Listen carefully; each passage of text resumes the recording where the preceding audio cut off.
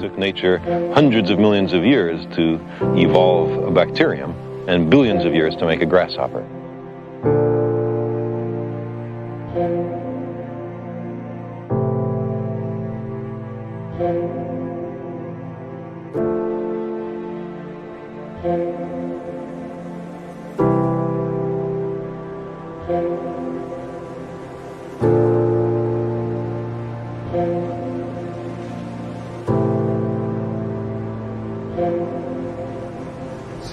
So I alone am the one who's responsible for what's happened.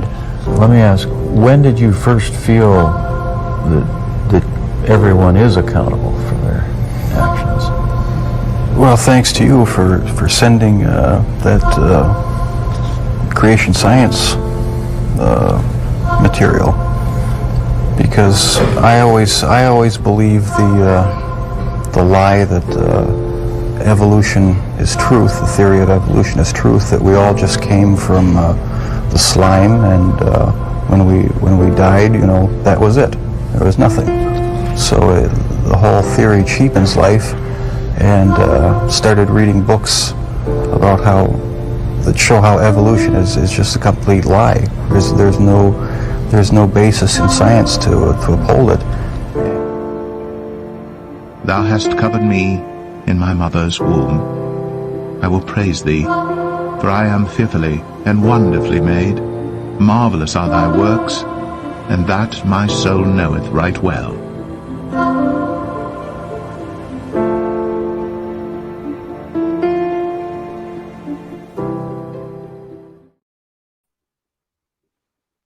All right. Welcome back, family. It's great to have everyone joining us in the chat. I've seen some really awesome familiar faces. I'll be looking at what you guys are saying throughout this. Any questions that you have for our guest. We have a special guest, someone that I came across on TikTok, that little crazy app that can be pretty bad at times. But I found someone on there, and I was actually in the midst of doing all my research with evolution, and I was passionate about it, and, you know, getting angry at all the lies I was seeing. And when I saw one of his videos, I reached out to him and was blessed that he said, sure, I'll join, you know, and just instantly came back and replied and was willing to help us expose this lie for what it is, these millions and billions of years that's repeated all the time, everywhere you go. So I'm going to go ahead and bring him on from the Lost World Museum. We have John Adolfi. So thanks, John, for joining us. It's good to see you. You too, Josh. Thank you for having me on.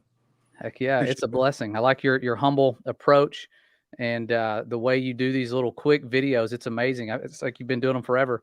But I was checking it out. I'm gonna go ahead and pull up your websites and your links. These things are in the description for those of you who are just joining us. His YouTube, he has a YouTube channel, and he's been doing that for a couple years. How long have you been doing YouTube? It didn't seem like you've been doing it that long. No, we'd only started getting going with YouTube about a year. Oh, wow. And you've already reached up to 84,000 subscribers. That's really impressive. That's showing me, you know, there's some movement going on there, because the censorship world does not like the stuff you're putting out there to be seen. So it's cool to see that type of growth in today's world, in today's time. That is extremely rare. So YouTube, TikTok, that's where I found you, was on TikTok. I didn't even know you had a YouTube, so that's pretty cool. And you also share timelines and biblical artifacts on your website. And I thought that was something really cool. lostworldmuseum.com. Lots of interesting, interesting things there. So I'll let you go ahead and talk about some of these things if you wanted to share anything about them, or give anybody some directions of how to find things, or kind of what you're about, because I'd like to learn more about you. I literally just came across you, or seen you, you know, periodically over the last several months, but more so here recently. Well, thank you. And let's roll back the clock to 1984, if I may. Yeah. Okay? I was in San Diego, California, in the United States Navy. All right. I was a agnostic, no longer church-going Catholic. That's my background. Wow. And I was not opposed to anything Christian, but I wasn't attracted to anything Christian. And as far as Origen's question, that was the last thing on my mind necessarily.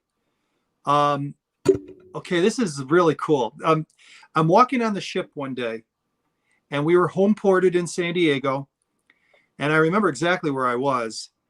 And at the speed of thought, you know how you think crazy things sometimes? Things just randomly go through your brain. Yeah. Well, I had one of those moments, but it was not random, even though it appeared random in the beginning. And it was in the form of like an emphatic like statement / question. And it was, the Bible is the inspired word of God? ? I mean, truthfully, there was nothing that precipitated that I could figure out that as I traced back the memories of what may have instigated that. Long story short, I had a road in front of me, and one path said no, and one path said yes. I went down the one path that said no. And you got to understand something. When it comes to this creation evolution controversy, when I was 23 years old, when I was standing there on the ship, I had very little knowledge on either. Just what little I learned in school, what little I learned in Catholic school or church. So I had very little resources, but I didn't have a chip on my shoulder, nor did I have a flag to wave. I was agnostic. Yeah. Wow. And now, as I say, proud of it in the sense that I did not have any proclivity towards one or the other, nor did I have anybody around me that was influencing me. And I was 3,000 miles from home. I had complete sovereign independence of thought, movement, everything. I could do whatever I wanted. With that said, I went down the road of evolution is true, and I wanted to see where that all went. I was literally horrified because what I saw was that there was, and I'm not going to say no purpose. What I came up with was 3 words. It was depressing, dark, and it was hopeless. That there was nothing there.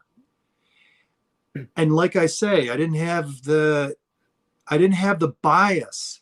I just realized on its own, it doesn't go anywhere. It's a dead end. And so then I turned and I did something I never thought I'd do. And that is I concluded by default that it's got to be the word of God has got to be inspired by God. Wow. That's how it started.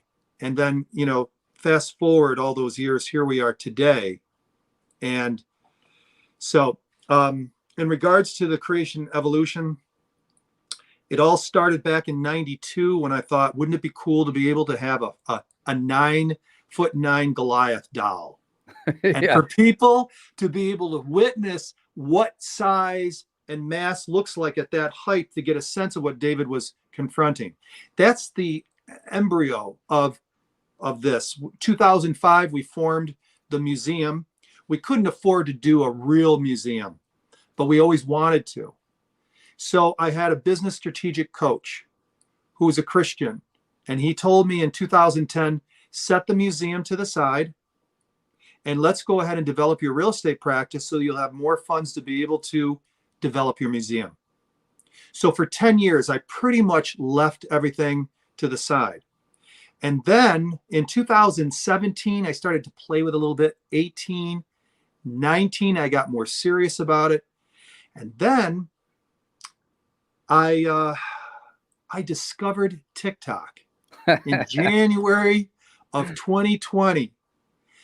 And I opened up a TikTok for my real estate and a TikTok for some sort of like puppet show or something that I was playing with a couple of fun things for kids. And I posted a few things and I thought it was very novel and weird. I didn't know what I was doing. And then somebody had sold me a mastodon tooth. And before he did, I took a 20-second video of it. In February, March, whatever, April of 2020, I posted it. And the few hundred people that looked at it, maybe reacted to it, I got such a feeling of satisfaction inside, I closed both the other TikTok accounts down. Wow. And that's what started this whole thing. I mean, cool. Yeah, and then it just became a platform museum, more so than a physical museum, although we do have something very, very tiny next to my real estate office in Phoenix, New York. Wow, that's really cool. I was actually going to show one of your videos during my last live hangout. I was like, I meant to include it because it was one of your, they're so short and they are, I think it was, I don't know, a minute, videos. They're not very long on there. Yeah. And I ended up not getting to show it. So I was like, man, maybe I'll get to show it some other day.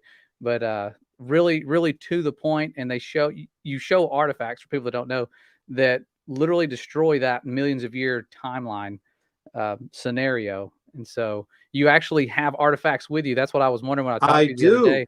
I was like, so this guy, he has artifacts, and I'm picturing you being in this massive museum or something, but you do this stuff out of that small little office and out of your house. Yeah, right now we converted our living room into a museum studio. All of my So cool. artifacts are all around me on shelves in back of this right here and on the side of me. Wow. That is so cool. Because when I was growing up, I was told that things like fossils take at least 10,000 years to form. That's right. And so instantly that goes against the Bible, instantly. And so that makes me go, well, I guess I have to figure out how Genesis really works, because that's, the current narrative with it being the age that it is can't be true. And so you start changing the Bible and saying, well, in the beginning, it was without form. Everything was just there. It was really ancient. There was probably dinosaurs before that chapter. And you just kind of mold your biblical reality with the false given reality. And it creates a lot of confusion. This right here is a dinosaur vertebrae. And it's this was taken out of it was either Wyoming, I believe. Mm-hmm. And let me just kind of give a nice close-up of it. Fossilization, and I'll tell you something, I'm not a scientist or an expert. I'm just an enthusiast. Okay. So there's an edge to my knowledge, and I'm fine with that. So, and I'm learning more every single day. Under the auspices of fossil, there's something called per-mineralization. And I just learned over the last couple of months what that is. It's fascinating. This is a per-mineralized dinosaur vertebrae. What it means is that the material that makes up the dinosaur bone never dissolved. It's there, and it was then formed with crystals around it and then hardened. So it's still there. Oh, wow. And what's in a lot of bones are like this. This is not like unique or anything, but I'm going to show you probably the coolest artifact that we have. Please do. This is cool. This is a fedora. Oh, wow. And this is per-mineralized, or the equivalent of per-mineralization. Not a time traveler, you're telling me. No. From millions of years ago. You'd be surprised how many people play with that concept when dealing with how to reconcile these fast-forming fossils. They play with that concept. Now, what you're seeing in there is a piece of wood that was applied to the top of the hat inside of it in order for them to be able to screw a holder on it, that then this hung by a rope in England over a mineral, I don't want to call it falls, it was a drips. Mm-hmm. And this was in the mineral water, dripping on it for 2 years. Wow. And that's a stone. That is so cool. Yeah, and people will sit there. Now, I haven't done a video to talk about this yet. This one part I'm about to share with you. So this is the first time that I've been able to share this. But people have said, oh, that's not per-mineralized. It just got, the water just covered it all with minerals. It's not per-mineralized. Well, the guy that had this done said, yes, it is, because it hung on a string like this. The water came and did this. The water did not go inside here. But it is per-mineralized, other than this little plastic ring.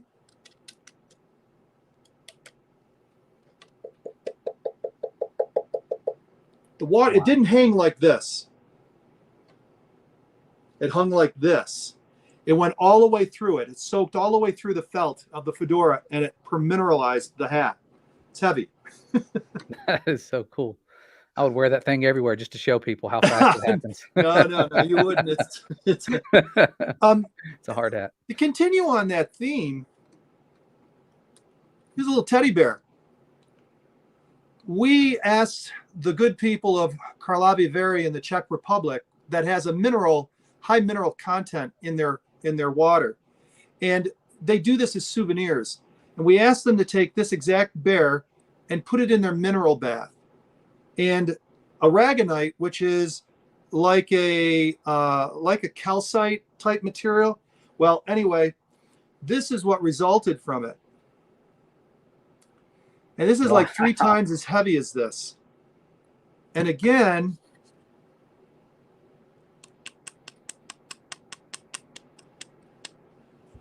now some would say, well, that doesn't prove anything. Okay. And they say, well, it's just minerals coagulating. I'm like going, what's sandstone? Yeah. I mean, I'm no geologist, but I mean, what's sandstone? If you look at the definition of stone, it'll say minerals, and they don't use the word coagulate, but you get what I'm talking about. Yeah. They're fused.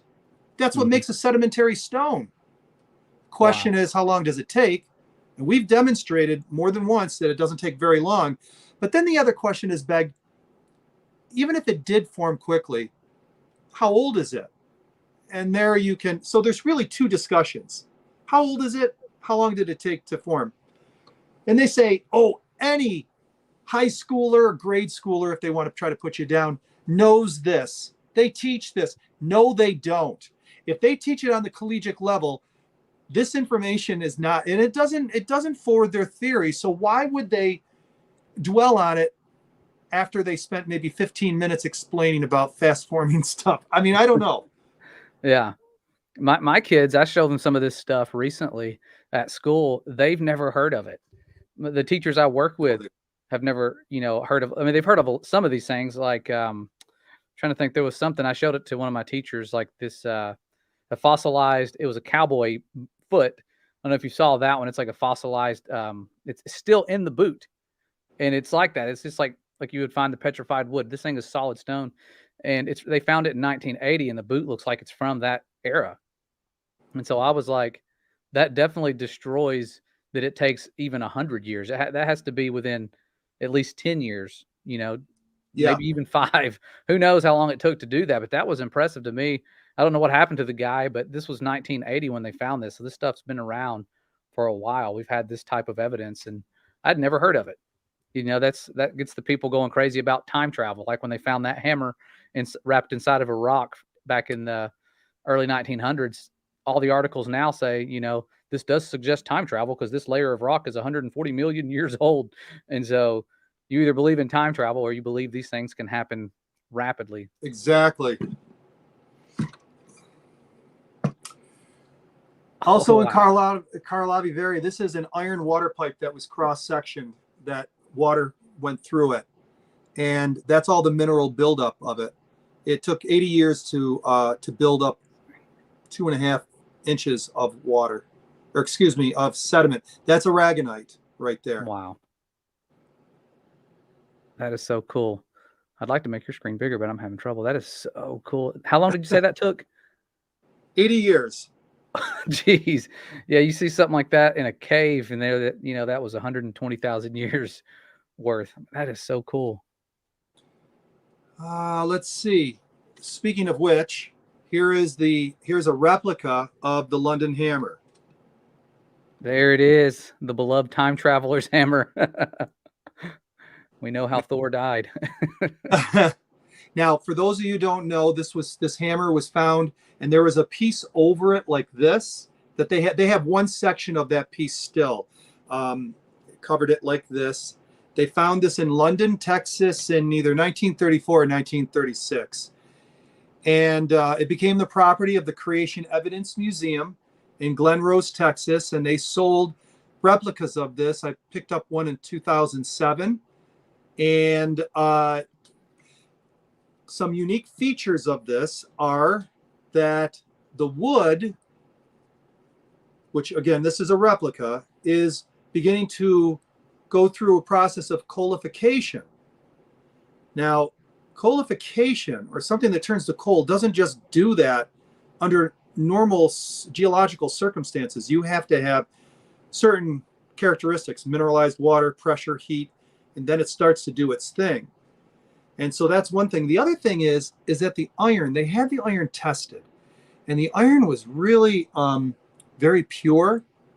The 96% of it that was iron, but there was a little bit of sulfur, and then they had, let me get my little cheat sheet here. That's the analysis they did on it. Very, very pure, no bubbles, and I guess that means something. But right there, you can see that it's got chlorine in it, and they do not, except for dust, I guess, they can't bond, I guess, chlorine with iron. There's indicators that this is Grandpa's hammer that was caught in the mud and turned into stone 150 years ago. There's also a case that this is an antediluvian artifact. Either way, it can pose problems. They say, oh, this has been debunked. You'll hear that. Yeah, all the time. You'll also hear that Dr. Carl Baugh does not allow anyone to examine it. I called him yesterday. I interviewed him on the phone for an upcoming video, and I asked him, I said, Dr. Baugh, the critics out there say that you won't let anyone touch it, get near it. I said, has that ever been the policy of your museum? Have you ever turned anyone away? Surprised, he said to me, John, I have never heard that. And I'll tell you something right now, nobody has ever approached us to have it examined. Nobody. Wow. And I believe him, because he's not a liar. This is the world famous cup in iron cup that was found in coal. Now take a good look at the cup. To me, that was cool. I think that's one of the things I saw before I reached out to you. I was like, I've got to have this guy on to share these things. That is an iron cup, right? Was it iron, or what was it? Yes, it's iron, and that's the cup right here. This is just a facsimile. This is just for effect. The coal that you see this encased in. And all fairness, the coal pieces were never kept. We have the cup.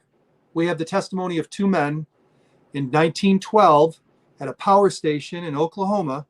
They had a huge piece of coal. They whacked it, and two people watched this cup fall out of the coal. Well, that was in 1912. In 1948, the gentleman, Mr. Kennard, who was the one that did the breaking of the coal, thought well enough that he might as well put his testimony down and have it notarized. That doesn't mean he's telling the truth. Yeah. Now, I asked Carl Baugh yesterday in our interview on this particular object, I said, is there any characteristics about this that are noteworthy? He said the iron is not exotic. It's very common. He says, but when we did analysis on the cup, inside the cup, we found traces of coal. Wow. I'm getting goosebumps. Yeah. That is cool. That is really cool. That's cool, because it doesn't necessarily, and he thinks it's a ladle, part of a ladle. So the question is, where'd this come from? It's possible, very possible, that this is an antediluvian artifact. And they say, well, iron wasn't invented until 3,000 years ago. According to Genesis, it was invented 5,500 years ago by Tubal-Cain. He was a metallurgist, and he dabbled in brass and brass, bronze, and iron. So, yeah, 3,500 BC, good old Tubal-Cain. Who knows? Maybe he manufactured this. Yeah. Well, that one fascinated me because I saw the videos where people are in these mines and there's trees growing through multiple layers of like coal and rock, and the trees themselves are black. They look like coal. Like these are actual like petrified trees, but they look more like coal than they do some sort of tree that's been mineralized any other way. It just looks like a tree made out of coal. And you can see that it goes through these multiple layers, and it's almost like there was some sort of flood or this stuff formed around it, and then it turned into what we know today as coal. And so to me, I'd seen some of those videos, and then I saw that artifact, and I was like, wow, I wonder what the story is, because I'm seeing so many things with coal that go against the the narrative that I always was told about oil and coal. You know, they invented that term, you know, fossil fuels way back when, to have us believing that we're powering our cars with the remains of dead plants and dinosaurs from millions of years ago that have just had pressures over top of them. And so Yeah. I think that's you pull up the Google definition. It says that it's energy stored by plants that lived hundreds of millions of years ago in Sure. swampy forests and stuff. So never a flood, just a swampy forest. Right. And I don't know if any swamps have ever produced that kind of effect, but that's what they're saying. Yeah, You know. So that's cool. all right, one more artifact that shows. Now this right here is, again, that's a type of calcite, kind of the same thing as cement or limestone, and that is a Chinese coin that was found on the China Sea. One of the junks that was carrying many coins. There's a whole stack of them there. Wow. They littered the floor 800 years ago, and when they pulled them up, that's what they look like. Dang. So that would be like we'd have to believe that like dinosaurs were using those coins with that narrative. No, you know, truthfully, Yeah. anyone who knows a little bit about geology would sit there and just roll their eyes and say, Yeah. of course that can happen in 800 years. Yeah. But it doesn't prove a worldwide flood. Mm-hmm. I once asked a guy years ago, probably 2001. I was on a skeptics site, and I said, let me ask you something. If they ever found a 5,000-year-old wooden vessel up on top Mount Ararat, the exact spot that the Bible says it could be, it is, and it was 500 feet long, you know, what would you say to that? He said that there was a large barge up on top of a mountain. Wow. Power of belief, my friend. Yeah. The power of belief. It's extremely powerful. I mean, I've been going through, because I've been getting heavy into the evolution stuff here lately. Just had like it's motivating. I think nothing motivates me more than watching children be deceived directly, and even by innocent people. It's not that these people are evil and they're liars. They were deceived. And so you're seeing the fruits of that deception going on. And so every time you look for these main, you know, videos and proof videos or evidence for evolution videos, they're always using the words fact, the fact that we have all this evidence. But when you see somebody pull up stuff like the dinosaur soft tissue, there's been several people do that. Mark Armitage, Maria Schweitzer. And when you look at the responses to that, where they see these blood cell type findings coming out of the bones and these things that haven't broke down over the millions of years, and the people see it, the devout evolutionists, and they're like, okay, you know, well, there's just some miraculous preservation technique that we don't know of yet. And Yeah. they'll just buy into whatever new technique they think could have done that. And I mean, I feel like we're at the point where we could find an eyeball that's intact in one of these fossil, you know, one of these sets of bones, and they'd be like, preservation, you know. And Mark Armitage, he's pulling these things out of in the desert. He said there's bones that'll be sticking out of the ground, and I'll break them down, find soft tissue. You know, they're not in some magical vacuum chamber sealed tightly. They're exposed to rain and a lot of the things like your artifacts are. So I'm like, it's hard. You can't, I mean, people are just so blinded by it. It's almost like they don't want it to be true. Exactly. And I get it, you know. I mean, let's see, what else do we have here for you? Oh yeah. The fossil finger. Oh, I think it was 2000, somewhere around there, that this limestone finger was found near the Glen Rose, Texas area in the Paluxy River area. And this right here is an exact replica of the finger. Now, I'd be honest with you. When I first saw this, I thought, I don't know how convincing this really is. But when I went down to the Glen Rose, Texas Museum and actually touched it, held it in my hand, and looked at it, and then looked at the analysis that they did on it, I'm going to show you the spiral CAT scan they did of the cross section of this right here. So what I'm going to show you is this right here. Now take another good look at it. There's a cuticle right there. That would be like, you know, the different joints, knuckles, joints right there. Okay, watch this. This is what they found when they did the CAT scan. Let me just get that so you can see it. There we go. There's a density change right inside of it, as if it's bone. They cut it in two places. They needed to look inside of it. And when they did,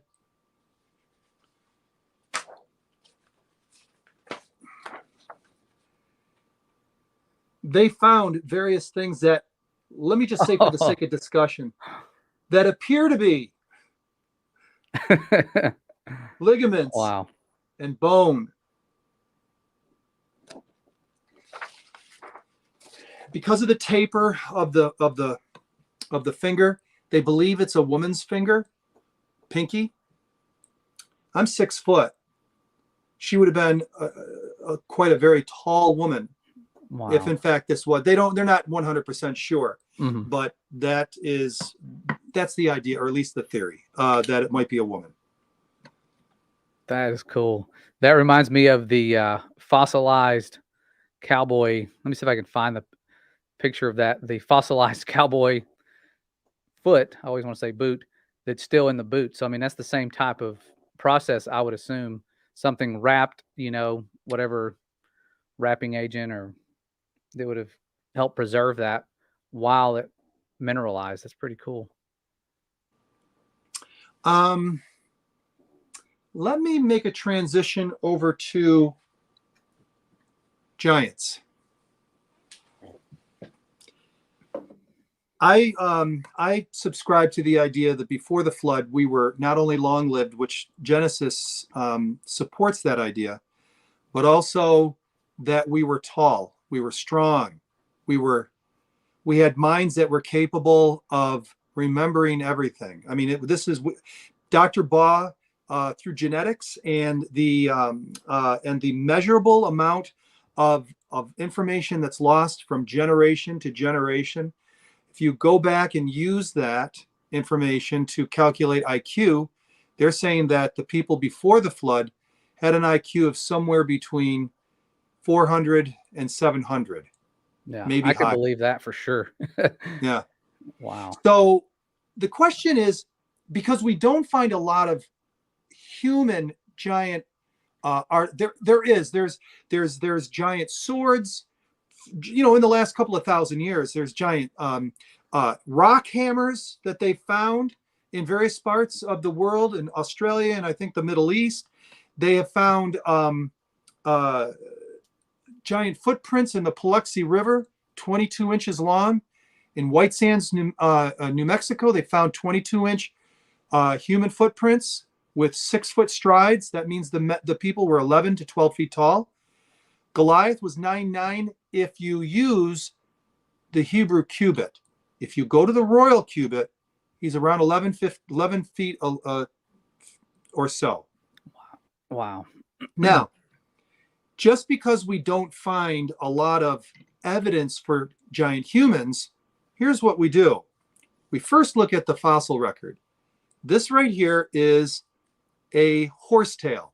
This is dried out, but it's normally green, and it's about 30 inches, and it grows beside streams and stuff in the wild.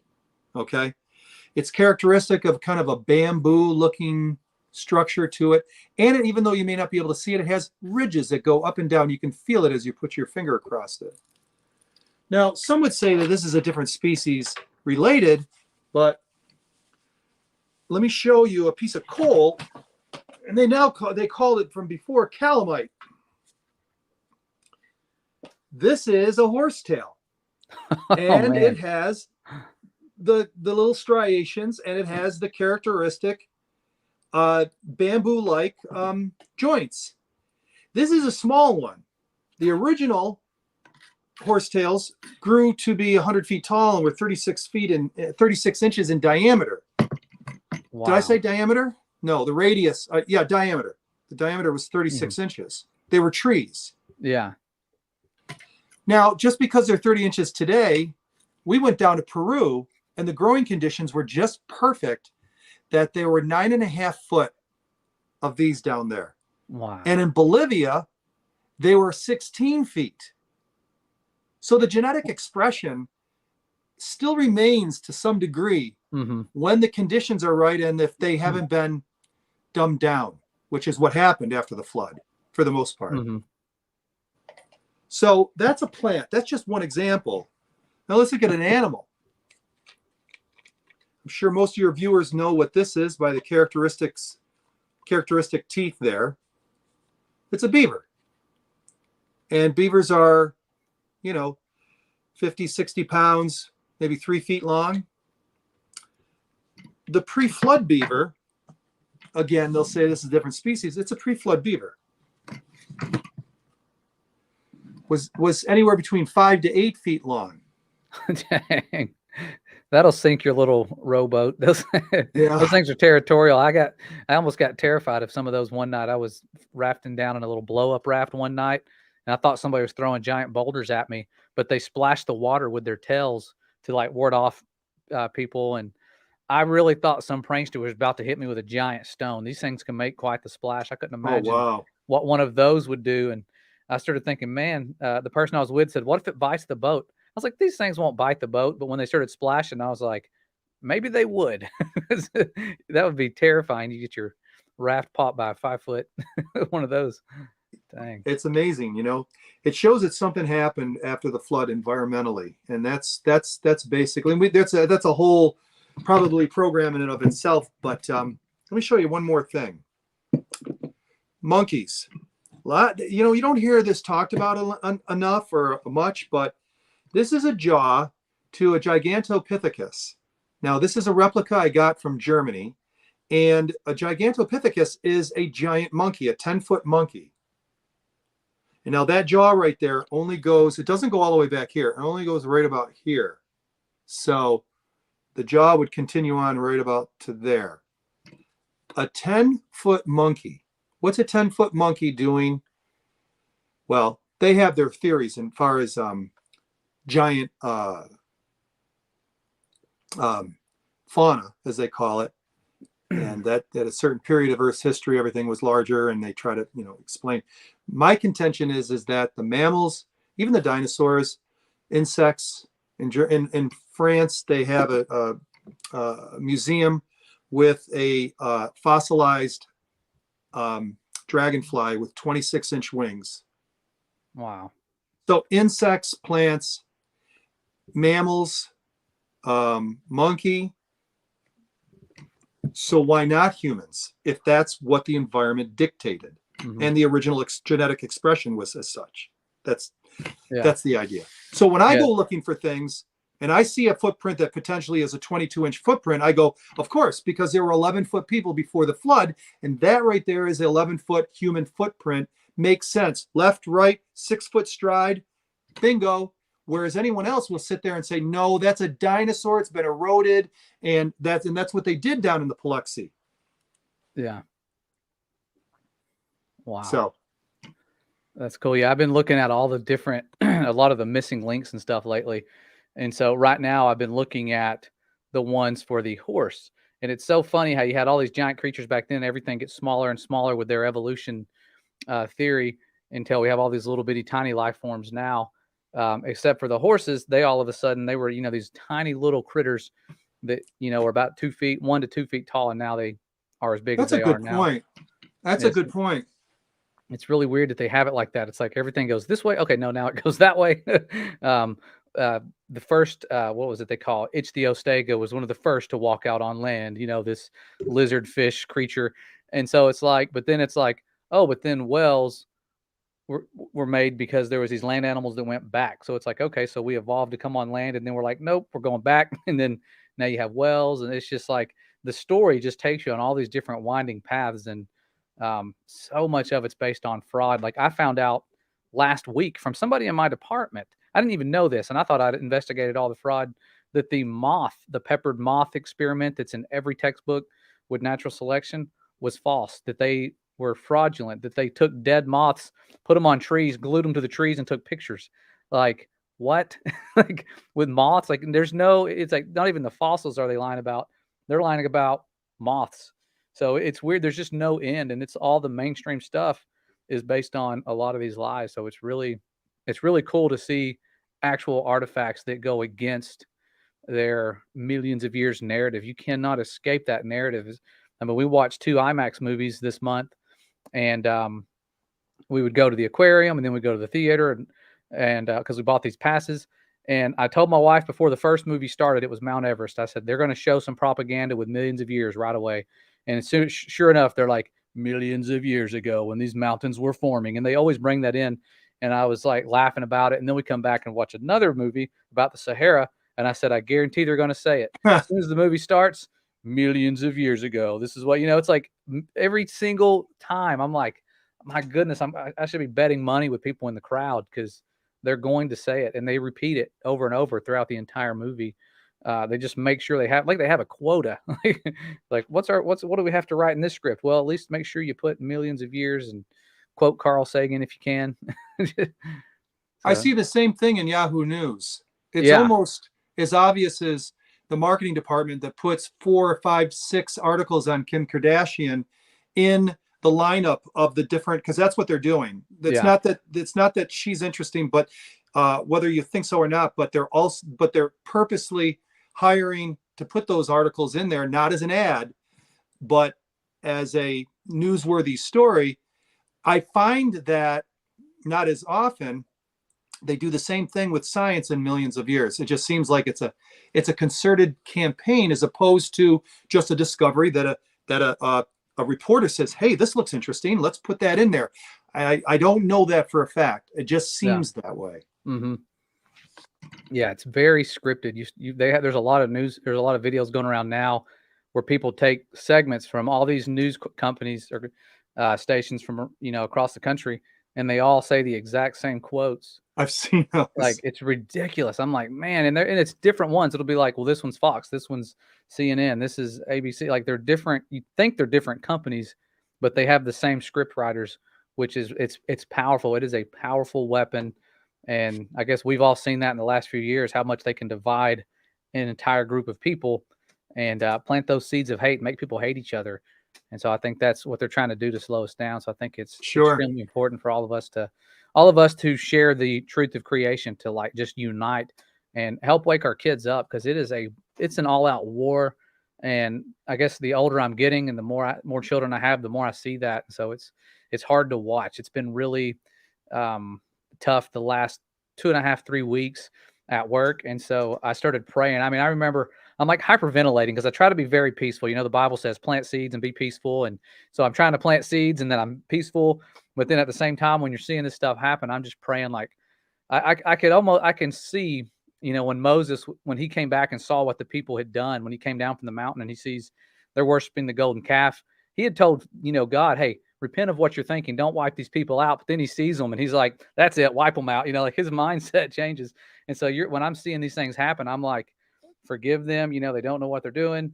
And I just was asking the Father, I said, give me some time with these children to where I can speak to them in a way that, there's no one there to interject and say, well, evolution's true or whatever. And so it worked out all but for one class. And so I've been very blessed. And so if anybody's wondering why I'm on a kick and why we're bringing on people like John here, and hopefully many others like you, John, that have the same type of niche, but you seem to just found a different one. Like I've never seen anybody take off like that in the creation world. So it's kind of cool. Your approach, it's just very humble, not know-it-all type of approach. And you have little videos that are very simple, easy to understand how these things come about rather quickly. So I appreciate you putting all the work into the things you're doing like that, because it is making a difference. And sadly, that's where our generation is going. They're all flocking to things like TikTok. And you said you came across it not that long ago. I wouldn't have came across it if I wasn't a teacher watching kids change, because we've seen kids change in my lifetime. I've been in the classroom since the 80s, as not as a teacher, but the early 80s as a student, and then all the way until now. I've only spent 1 year outside of class since then, and so I've watched the cultural changes influence our kids and influence us. When I was in middle school, MTV was like, it was everything. You couldn't record stuff and watch it very easily, but we were watching it all the time. VH1, music television, and it changed the entire population. People started getting these identities from these tactics and this pop culture being pushed on us.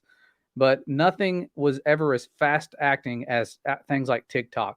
You started seeing kids dancing differently, walking differently, looking at their phones. And I would see these shy individuals who would not like raise their hand in class dancing in front of their cell phone trying to make a TikTok video.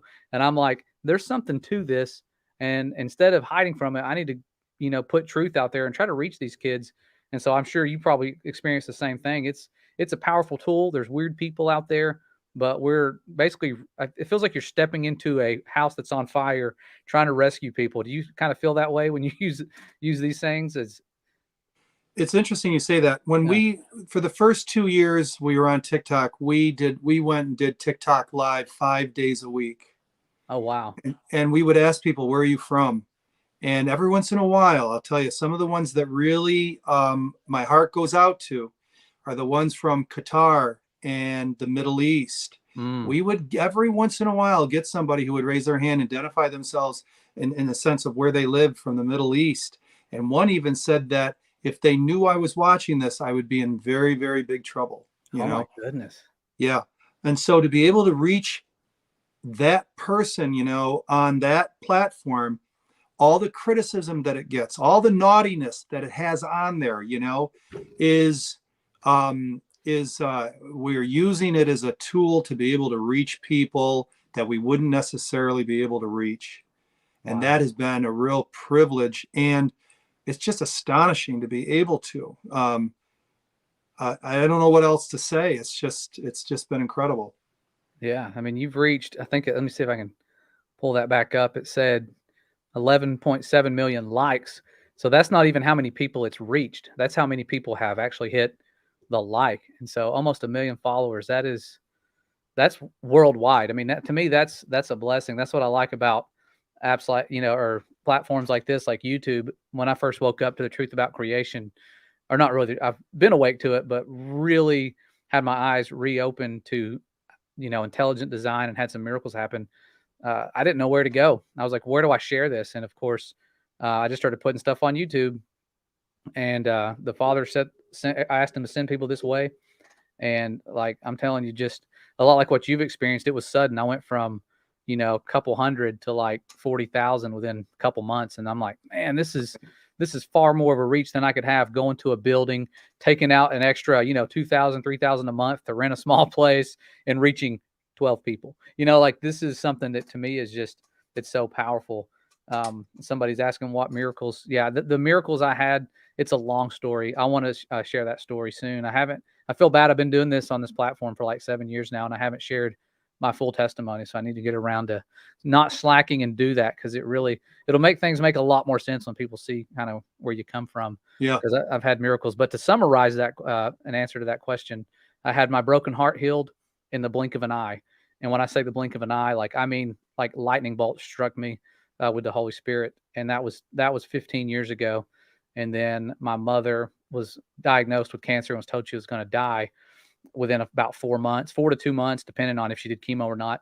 And so I started praying, and within a day of praying, asking the Father to show my mom what he showed me about his love. People think they're going to die. They start going, I deserve this. This is the Father's will. I'm going to die. He's wrathful. He hates me. And I asked him to speak to her, and he did. She texted me while I was at work the next day, and she said, God spoke to me. And I'm just like, I about hit my knees and started crying right there in class. I'm like, why is he listening to me? Why is this person, this creator, he's already healed me, why is he listening to me? And so I started praying harder. I started going outside and praying more, and he kept showing me he was listening. And then that led me to create this channel. And then it's a much deeper story, but that's just kind of a summary. I'll share that at a later time. But yeah, it's powerful. I know there's a creator, and that's what made me obsessed with intelligent design. I'm like, I want to teach biology now. Like, I'm already in a classroom with biology teachers, and I'm learning this stuff, but we don't know anything about life. Let's look into it. And the more I look, I'm like, it keeps getting more complex, more complex. We don't even have a photo of the double helix. What the heck? What's going on? Why don't we have a photo of the double helix? Like, I've seen this thing everywhere. And it's like, we don't. We just have animations. We have to animate the reality of these kids that we want them to believe in. So they do that with evolution. They do it with everything. And so I like to tell kids simple stuff like, you can pull up a calculator or a cell phone or whatever it is you have and say, if I told you I dug this up out of the ground and that through pressure and time, the few ingredients, because your cell phone only has what? Glass, which comes from sand, metal, all these different ingredients. If you're looking at this device here, and I told you I pulled this out of the ground during a dig, and it was made through pressure and time and wind hitting it just right, lightning strike, whatever. Would you think I was crazy? And these kids are like, yeah, I think you're super crazy if you said that. And I'm like, one cell in your body is more complex than this phone. One cell, one organelle in your cell. This phone can't replicate itself. It can't make another cell phone. If I leave it here, it's just going to deteriorate, So once they start seeing that, they're like, wow, we're that complex. Yes. You have more memory in one of your cells than that cell phone has. Like our creator left his mark on creation in his intelligent design. So it really perks kids up. They start getting excited when they see stuff like what you're showing. Like if you were to go around to different schools and bring your setup, like you would have, that would just be the coolest thing. Like I could imagine that being like a road show, you're going around doing little tours. It's funny you say that because the day before yesterday, my wife and I went down to a elementary school, and the second and third graders, there was about 22 children. It was a Christian school, and we brought some of the artifacts down with us. And you know the Adams time chart? Uh-huh. Yeah. We spread that on the floor, and they were circled around in their little chairs. And then we took artifacts and we placed them on the chart where they were in the time, and they were so amazed. Wow. Wow, that's really close. Wow, that's really far away. They were like, my head's hurting, they would say. That's awesome. It really was. Yeah. And then we donated it to the school, and they were like, oh, and then you want to know what the biggest reward was for it is the 3 kids that came up and uninitiated and gave me hugs. Wow. I have to say that's probably my takeaway from it. Yeah. Yeah. It makes you want to do it more often. It's like so motivational. It was just really good. Yeah. Can I just do a real quick commercial break? Yeah. Take your break. Yeah, for sure. Well, what I want to do is I want to offer anybody that's watching this, this report. And I use this report strictly as for anyone that wants to receive our newsletter, which is really more an alert when we release a YouTube video. It's more efficient, and also anything else that we have. But anyway, this is called the 3 top reasons Noah's Ark must still exist. You can't get this anywhere on the internet. And how you get that, and I'll just put this right here. You go to museumalerts.com and you can download it after you put your email in there. So that's how you can get this report. That's all. Okay. Museumalerts.com. Okay. You might have to lift it up a little bit. I think but I can absolutely. There you go. Take a screenshot of that, friends.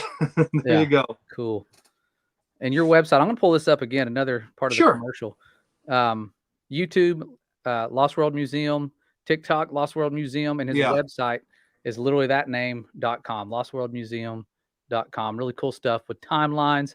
And I'm a visual learner. I like seeing that stuff, the visual timelines and maps. When I'm doing a study, I have to put everything out to where I could visually see it. And then I start learning. The whole Bible starts making sense. When you don't see the timelines, it's really hard to, and even the locations. My wife, she can see the locations, and she's like, oh, they were in the Northern Kingdom, and then they were in the Southern, and this went here. And I'm like, how do you see that when you read the Bible? People are gifted in different ways. So I thought that they are. It's good to have the visuals for people like me who are visual learners. That's really cool. Did you have anything else you were wanting to share with that? I want to share one more. We're going to be doing a series on our on all our platforms. Yeah. But I just want to give you a taste. We experimented with once, and this is going to be in our second video, and that is the comparative. We'll call it comparative structure, comparative anatomy. This right here are both of these are nautiluses. This right here is from the fossil record, and of course they would tell you that this is, pick your number, okay? 100 million years old, 60 million years, 200 million years. This is today. I am not really seeing any difference. And that, well, the argument is that, well, it achieved perfection through evolution a long time ago, and it didn't need to change or adapt. Yeah, okay. There are so many examples of things that have not changed at all.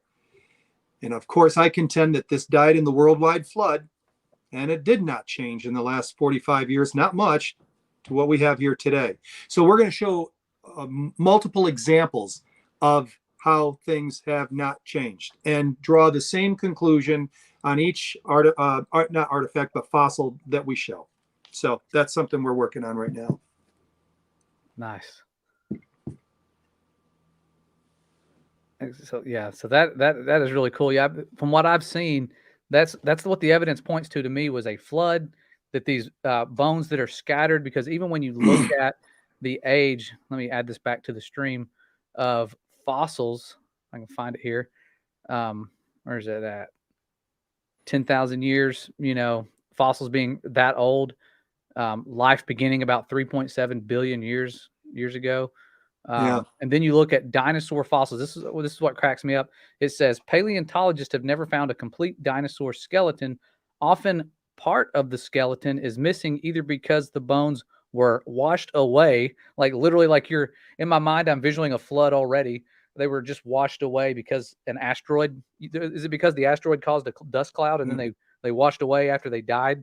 Like that doesn't go with what we're finding. The evidence points to there was mass destruction, whether it was the giants fighting it out, the pre-flood Nephilim, the corrupted flesh. Flesh was corrupted back then. They were doing things like we're genetically modifying things. It says God made man in the sixth day. Right now, timeline-wise, we're in that sixth day. Peter says every day is like 1,000 years. We would be in that sixth day. And here we are trying to make man. We're trying to make this artificial intelligent life. We're modifying life.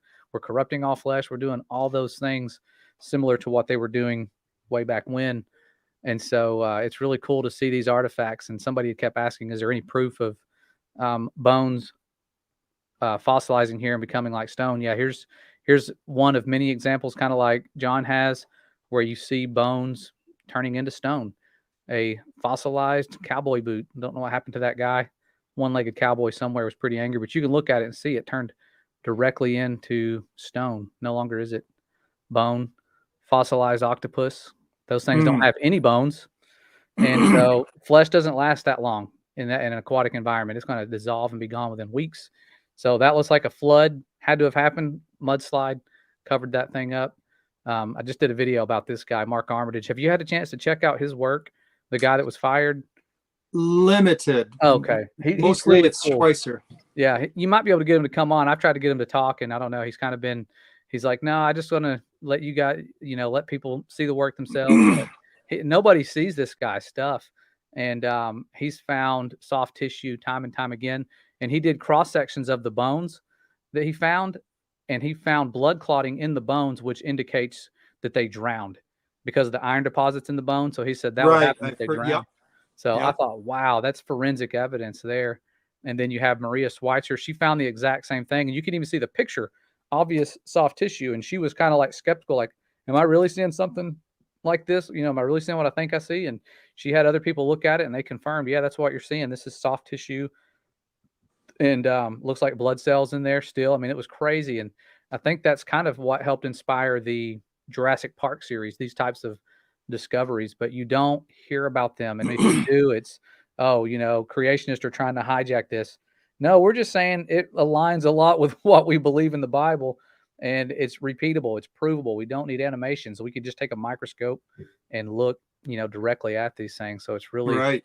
really cool stuff. Here's some more pictures of that. Like, you don't have to take our word for it. Go out, find some of these bones that are scattered about. We don't have a complete set for a reason. They're young, and whatever they were, dragons, giants, we don't have a complete set for a reason. And so that's my takeaway from all of the fossil evidence, things that you're seeing. And you've shown things that, stalactites and stalagmites, they say take thousands and millions of years to form. Right. And you had a pipe in one of your videos and it had those exact same formations. And I thought, wow, because every time I've gone on a guided tour in a cave, they've brought that up and said this stalactite here started forming when dinosaurs walked the earth. And it's as 10 feet tall now. But you showed one that was like, I forget how old it was, from just water running through a pipe that was 6 months. 6 months old. And I'm like, dang, I would have thought that was, at least 80 years, but no, it doesn't take that long. This stuff's pretty cool. My brother's in the chat. He said, so cool to have him on. I wish my brother could have joined in. He's starting to get trying to set him up an office too, so he can join in. I've got a twin brother. You probably I don't know if you've got a chance to see him in any of our videos, but yeah, he's going through a lot of the same stuff I am and on that same path. Just needs to get his act together and get his office set up so he can stream with us. This is cool. But I appreciate your time, John. I know you're probably been on here for over an hour, and just blessed to have you on. And put aside any differences we have as creationists, I think it's cool to fellowship, do so peacefully, and promote each other's work. So you can share it. You can go through and they can find your videos and go, hey, I've got a friend who thinks, believes in evolution. Here's something, a 1-minute video that'll get them thinking. They don't have to go and watch a 30-minute video that we do. They can watch something like that and go, wow, that's cool. Never thought about that. And so it's stuff you're not seeing in school. It's the textbooks are never going to catch up to the truth. They still have deceptions from over 100 years ago, and they're riddled with them. And so that's the world we're in. We have to adapt and wake up our children, other people's children, send your kids to school to wake up other kids, have fun with it. So yeah, I appreciate it. Did you have anything else you wanted to share, or anybody have any questions for John? Because who knows when we may ever get to have him back on again. Who knows what'll happen. But if you have any questions for him, I'm going to be looking through, try to do them in all caps so I can see it. And hopefully we can get some answers for you. Yeah. Understand that when you are discussing this with, let's say, an evolutionist, my cross section, if I can stereotype, are typically they're loud, not necessarily in volume of their voice. They're loud. They're typically a bit of an intellectual. They are well read. They know both sides of the argument, probably better than one who is trying to engage. And they've got all the things to try to mess you up. And so, to me, it all boils down to this: the argument. Maybe not to them, and that is, in the beginning, God created the heavens and the earth. Is the Bible the inspired word of God? And is that true? That's it. Yeah. If it isn't, if you don't believe it is, so be it. I believe that is true. In spite of the criticisms, in spite of the logical criticisms and deductions that they come up with, I don't care. Yeah. And they will criticize even someone to have that kind of attitude. I don't care. Word of God is inspired. Yeah. It's provable. It's true. It's so cool how it's provable. You just look at the artifacts, look at the evidence. You can use the same techniques they use to try and prove their theory, to prove that the Bible, it's not a theory. It's coming true. Prophecies being fulfilled. The wickedness, the lawlessness increasing in the last days, like the beloved Son told us it would. And so here we are trying to expose these false lies and false teachings. Be kind about it, and be patient. That's one thing I've been working on. It's hard for me to be patient. I just want to put this evidence in the faces of everybody, and, especially other teachers and stuff, because I know their kids are so sweet and innocent, and they're not going to fully investigate like a lot of us didn't growing up when we were told certain things about the world that we live in. So pray for these people, reach out to them, share things with them. You guys are doing a good job helping wake everybody up. This is cool times to be in for sure. I know it's probably going to get a little crazier here on the internet. We're seeing them talk about shutting down apps like TikTok, where people like John are reaching millions around the world. And so we have to stay united and share each other's work, share websites and things, so that if he was to disappear from there, you can find him quite easily. So definitely blessed to have you on, John. Thanks Hey, so much for. before I go, can I Mhm. answer Living Horizons question? Yeah, that's why I pulled that up for you. I was hoping you'd. Yeah, thank get a you. chance. Anyone who's interested in any of the experiments that are going to be going on that you don't even know are going to be going on forward, the few that have been done in the past mainly were done by the Creation Evidence Museum and Dr. Carl Baugh, who we spoke about earlier in the program. He has an 80-foot by 8-foot hyperbaric chamber that he is trying to get to seal, because it was some kind of tank at one time for something else that they've repurposed. Wow. And in it, they're going to do biological, not human, but biological experiments as they replicate the conditions that they believe, and I believe that they're correct, in the pre-flood world. As Dr. Baugh says, I want to see a certain type of, I'm not sure what kind of animal or bird it is. They're getting some eggs that they're to fertilize, that they're going to hatch outside, inside the tank, and see what the genetic potential is of it in the tank. It's going to get wild. And it's going to be, cool. There's going to be cameras on 24/7 to be able to watch this outside and inside the tank. So those of you that are really keen on this, just type it in, Creation Evidence Museum, and then put it in your favorites and check back every few weeks. It may be months before they finally get the doors to seal. That's what they're having trouble with right now. They've had the doors sent out and rebuilt. That's custom, man, and it's expensive, but they're the ones who are going to lead the way. They just opened up a lab that connects to it. Unbelievable things that they're going to be doing in this biosphere. Wow, that is cool. I'm glad you had an answer to that, because I have not. I've heard about it, but I haven't looked into it at all. Yeah. Beyond just hearing about it. Looking for more questions. Any more questions, guys? While we have John here. Okay. Can't wait to see it. Amen. All right. Well, it's been a major blessing, John. I appreciate you coming on, sharing some of your evidence and your thoughts. This stuff is really cool to me. I like seeing your little videos, and I'm going to keep checking those out and try to compile a lot of them while they're still there. Don't want to say like they're going to be deleted or anything, but share things while we can. You just never know. And find, write down these websites, type them in, maybe make a little, store them in the tab on your computer. However you guys do that. You guys are more technological than I am, but and just to let your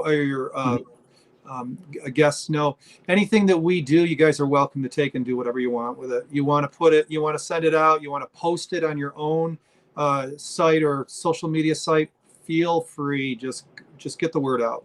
Yeah, awesome. Yeah, same here. A lot of people ask, can we share your stuff? Yeah, go ahead.